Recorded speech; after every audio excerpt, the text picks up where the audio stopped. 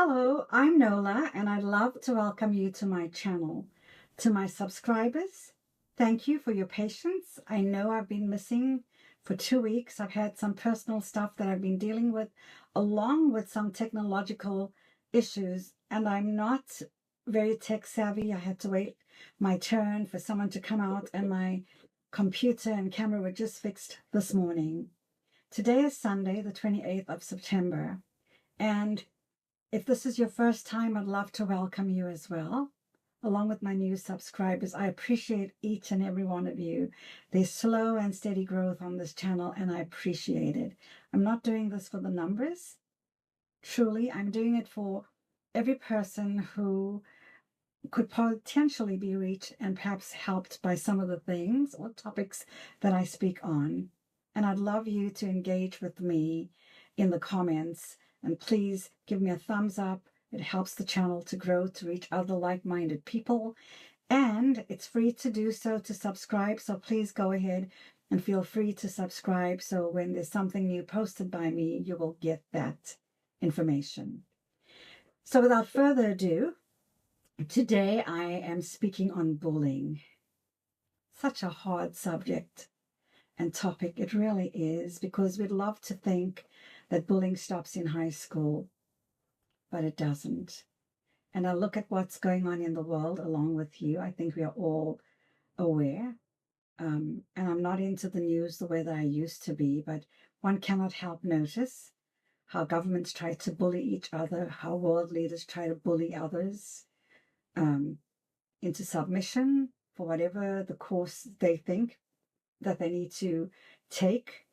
And also, I'm looking at Europe at the moment, where there are drones being flown over military bases and airports. That's part of bullying, you know.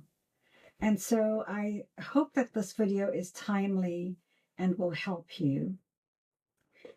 So I wanted to say that bullying grows with us, grows up with us. It walks into the workplace wearing a suit, or it slips into the sports club wearing trainers or sneakers. It even sits in the pews of our churches, of our places of worship, synagogues, mosques, wherever you may go to worship. And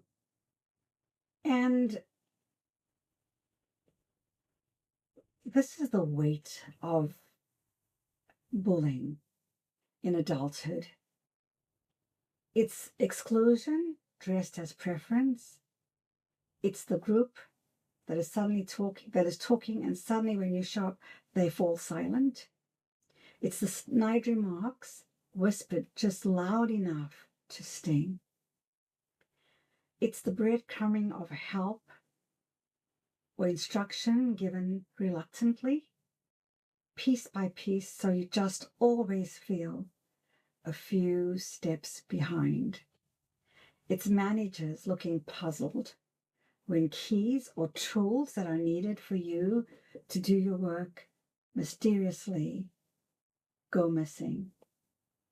In sports clubs, it looks like deliberately leaving someone off the team. Have you ever been the last one picked to go on the team? And you kind of know what that feels like, right? In churches, it looks like deciding who belongs in the inner circle and who doesn't.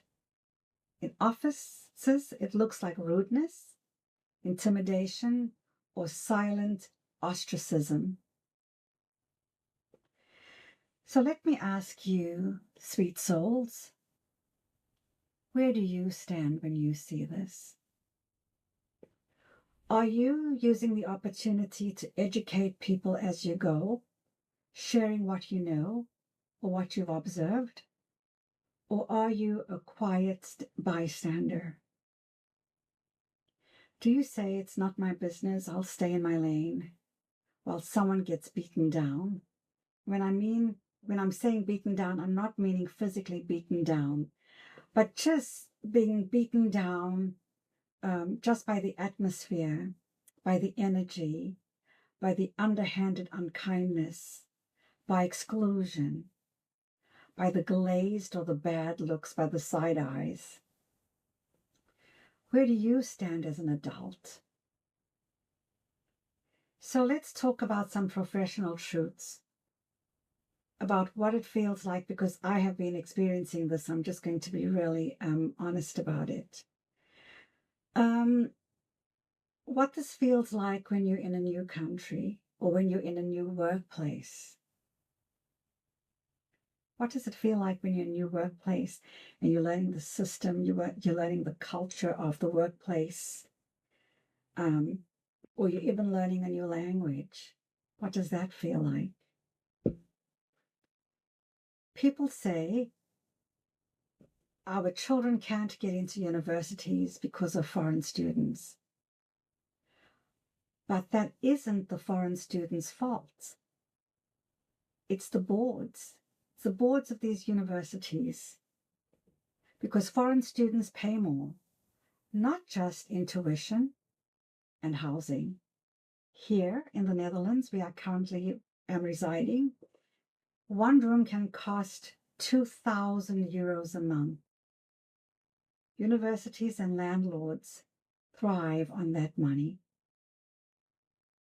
And these are facts. I'm not just pulling this out of a hat somewhere. And governments? Where I'm at, governments and corporations are spending upwards of 20,000 euros for 3-week language immersion courses. Why? Because they are desperate. They need professionals, they need highly skilled people, and they are thinly spread. And so companies are doing it too by recruiting what they call talent from outside of their borders. Why? Oftentimes it's because the locals refuse to train, or they have left for greener pastures elsewhere, or they don't want to do the work. So it forces the government or the corporations to look elsewhere. And this, beloved, is not new. It isn't new. America did it decades ago. When Black workers refused to work for less and inhumane working conditions, corporations turned to the Caribbean, to Latin America, and to Asia, among many other countries, always chasing cheap labor, always looking at the bottom line. Sadly, it's always about the bottom line, isn't it? And then I want to speak about farming and migrant labor. It's not just doctors and nurses and scientists. It's also about the people who cut our lawns, who put on our roofs, who pave our roads, who pick our fruits and vegetables, who bend over in the fields in backbreaking heat.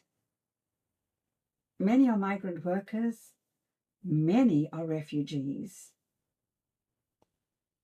And these are the communities who take the jobs that others such as you and I don't want.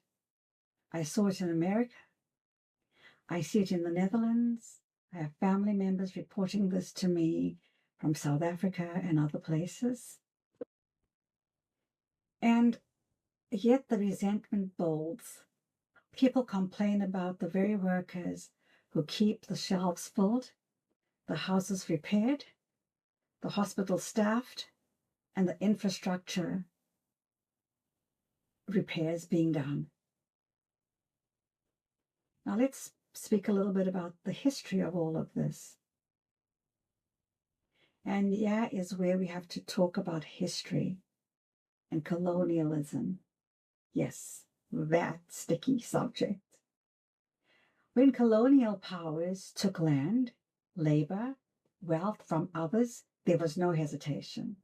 Entire generations were displaced, and sometimes whole nations were stripped. That history isn't gone. It lives on in today's resentments. Now, when the chickens come home to roost, When migration flows in new directions, suddenly entitlement turns into fear, and fear often turns into bullying. So I must ask you one more time, beloved, where do you stand? Do you side with fear? Do you join in the exclusion? Or do you speak up? Do you speak up when a new colleague is being bullied? Even if your boss doesn't see it? Even if everyone smiles and pretends when the boss walks in? Even if the teamwork slogans are plastered on the wall, while behind the scenes people are being belittled, backstabbed, bullied, undermined, and ostracized? Because bullying, whether in a school, in a sports club, in a church, in a corporate boardroom, yes, even in corporate boardrooms, or in a field of crops, doesn't change the truth. It doesn't make life smaller. It makes life colder and crueler. So let me say it plainly. Adult bullying is real. It happens everywhere. It must be called what it is. It's intimidation, it's discrimination, and it is exclusion. I've had cousins and friends that work for oil companies in Middle Eastern countries, where their fellow workers from the same country bully them, belittle them, and it's mainly a field of men. And that breaks my heart, because united we stand and divided we are unable to conquer anything.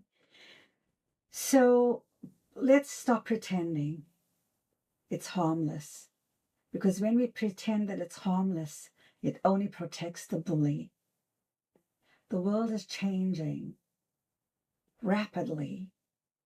Times are shifting. Time is going so fast. And the question is, where will you stand? Where will you stand? Will you stand on the side of exclusion? Or will you stand on the side of truth, respect, and courage?